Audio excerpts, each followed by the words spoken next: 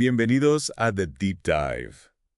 Hoy nos vamos a sumergir en el mundo de la producción de audio, explorando cómo se captura, se manipula y se entrega el sonido. Un tema apasionante. Totalmente. Y al revisar el material, me sorprendió la cantidad de elementos que damos por sentado. Claro. Cuando simplemente conectamos un micrófono y hablamos, Sí, hay un universo detrás, ¿no? totalmente. Es fácil pensar que el sonido simplemente sucede, pero en realidad hay todo un proceso complejo detrás Ajá. que asegura que lo que escuchamos sea claro, nítido y de alta calidad.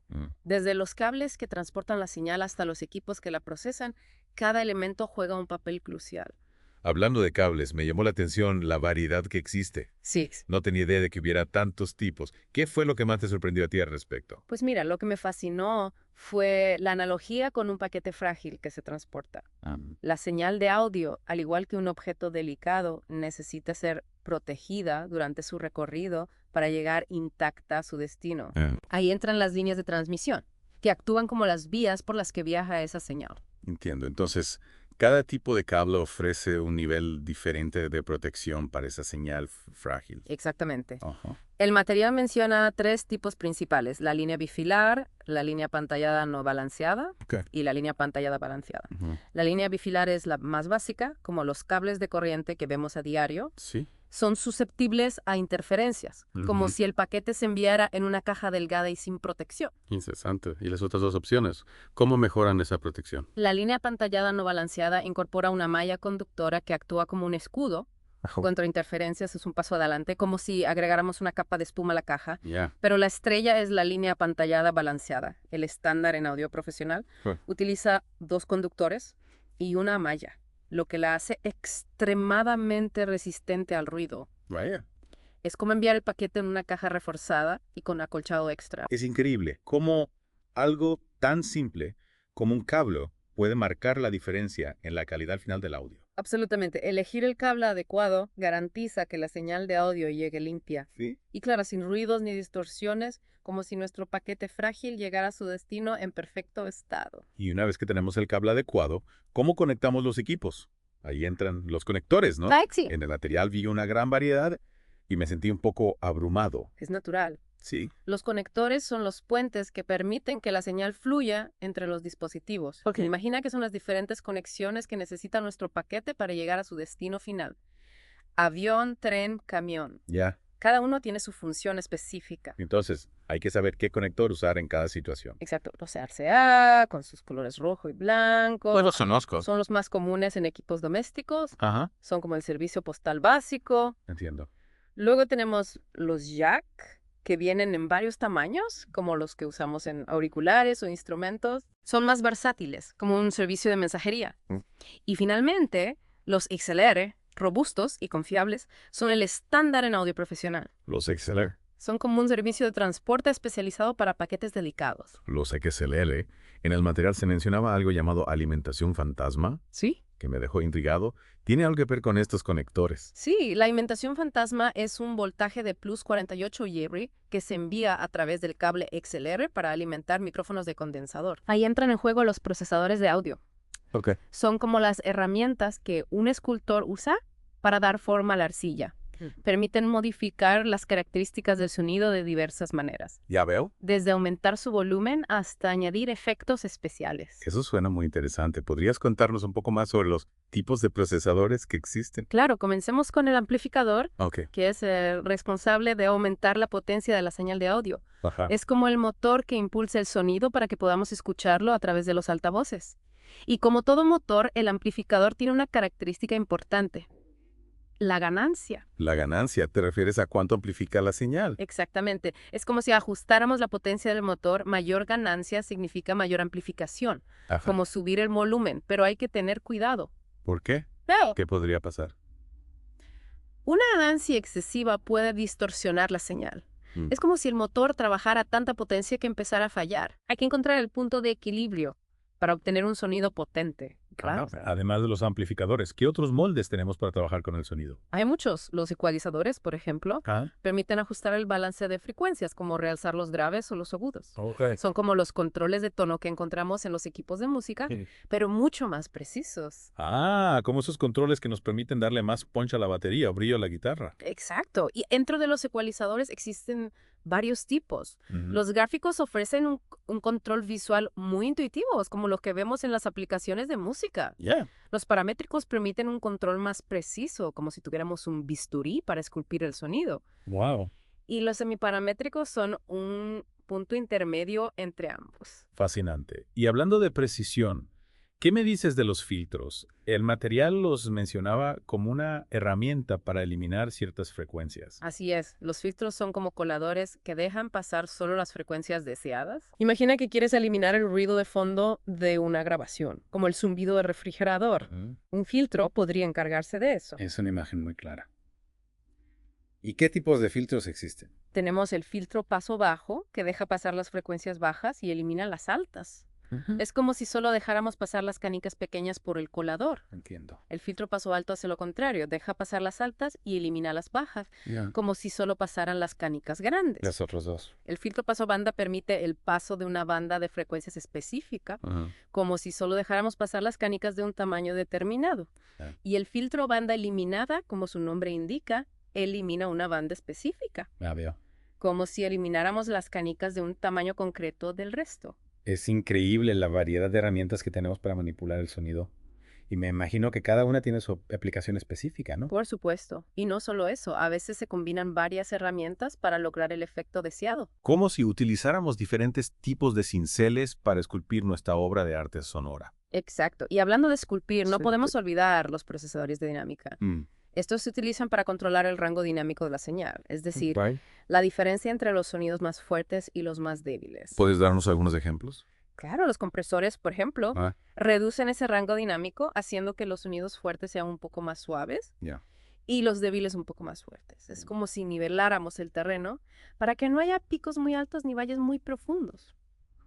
Me imagino que eso se usa mucho en la música, ¿no? Sí, los compresores son muy utilizados para que las canciones suenen más potentes y con un volumen más uniforme. También se utilizan en la voz para que no haya grandes diferencias de volumen entre las sílabas. Entiendo. ¿Y qué me dices de los limitadores? También se usan para controlar el volumen. Sí, pero los limitadores actúan como un techo para la señal, impidiendo que sobrepase un cierto nivel máximo. Son como un sistema de seguridad que evita que la señal se distorsione por un exceso de volumen. Es como si pusiéramos un límite a la velocidad de nuestro coche para evitar accidentes. Exactamente. Y luego tenemos los expansores, que hacen lo contrario a los compresores, aumentan el rango dinámico, se usan menos, pero pueden ser útiles para dar más aire a una grabación o para realzar ciertos detalles. Y las puertas de ruido. Esas se usan para eliminar el ruido no deseado. Exactamente. Las puertas de ruido silencian la señal cuando cae por debajo de un cierto umbral. Es como si tuviéramos un guardián en la puerta del estudio que solo deja pasar los sonidos que superan cierto nivel de volumen. Es una imagen muy gráfica.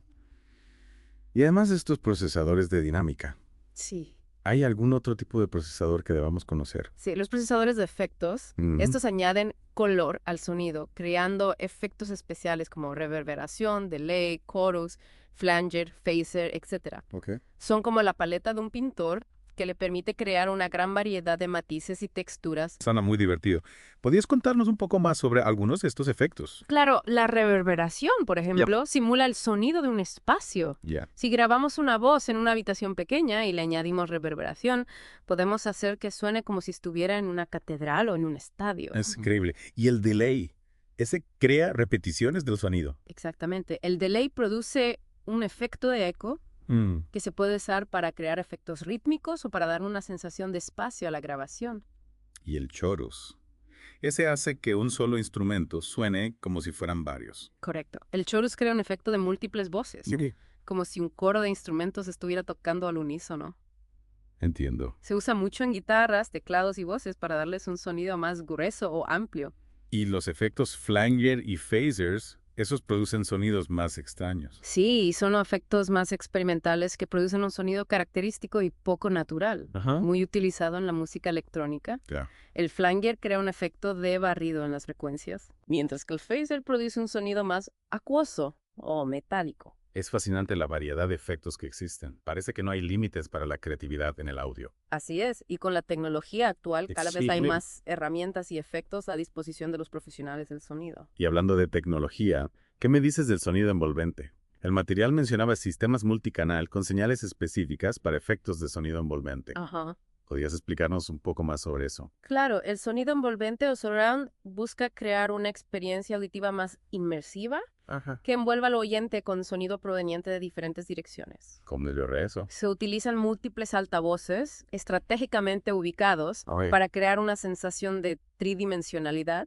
El sistema más común es el 5.1, que utiliza 5 altavoces y un subwoofer. 5.1. Los altavoces frontales izquierdo y derecho se encargan de los sonidos principales. El altavoz central reproduce el diálogo y los altavoces traseros izquierdo y derecho se encargan de los efectos de sonido envolventes. Ya veo.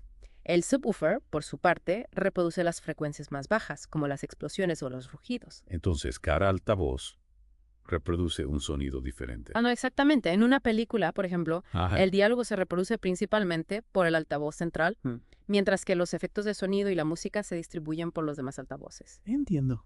Esto crea una experiencia mucho más realista, ya que el sonido parece provenir de todas direcciones. Es como si estuviéramos dentro de la película, ¿no? Exacto. El sonido envolvente nos permite vivir una experiencia mucho más inmersiva y emocionante. Es realmente sorprendente.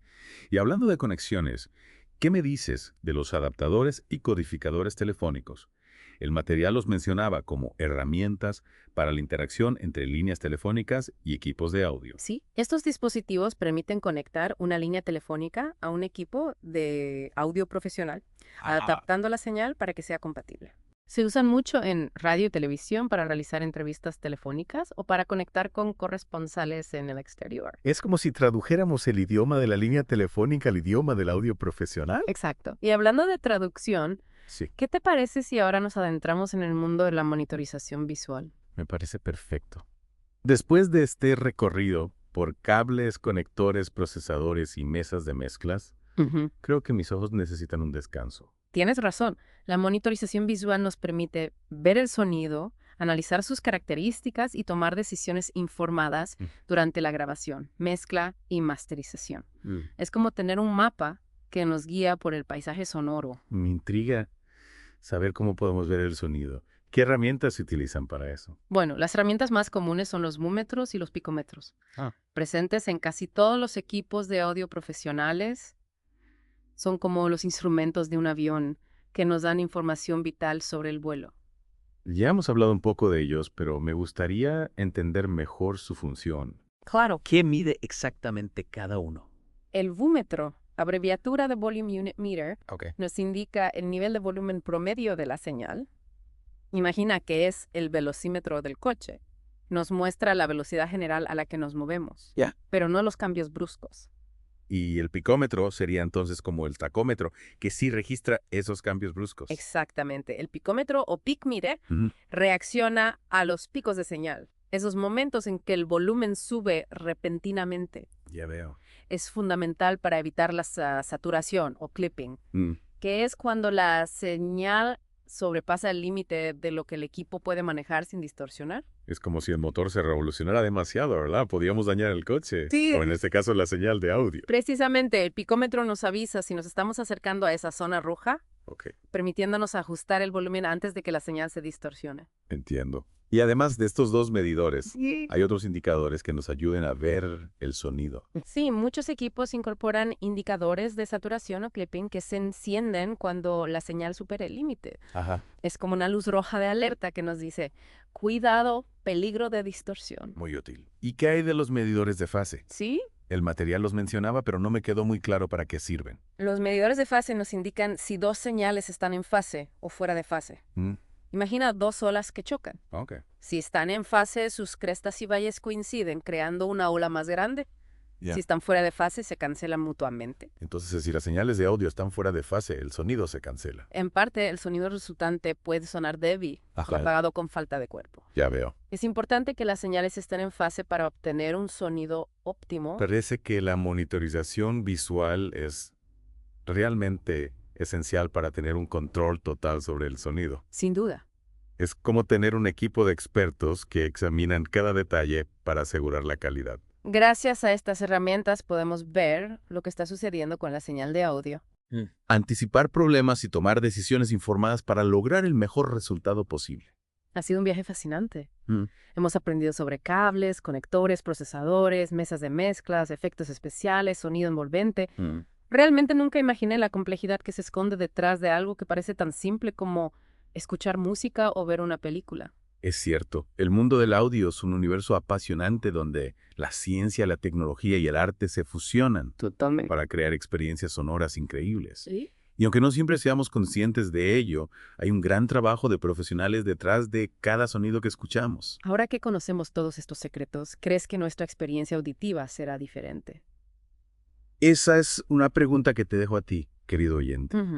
¿Te has fijado alguna vez en los detalles del sonido de una película, en la forma en que la música te hace sentir, Claro. en la nitidez de las voces, en un podcast? Ahora que conoces el viaje que realiza el sonido, desde su captura hasta que llega a tus oídos, prestarás más atención. Es una invitación a escuchar de forma consciente, a descubrir la magia que se esconde detrás de cada sonido. Muchas gracias por acompañarnos en esta inmersión en el mundo del audio. Un placer. Esperamos que te haya resultado tan reveladora como a nosotros. Hasta la próxima.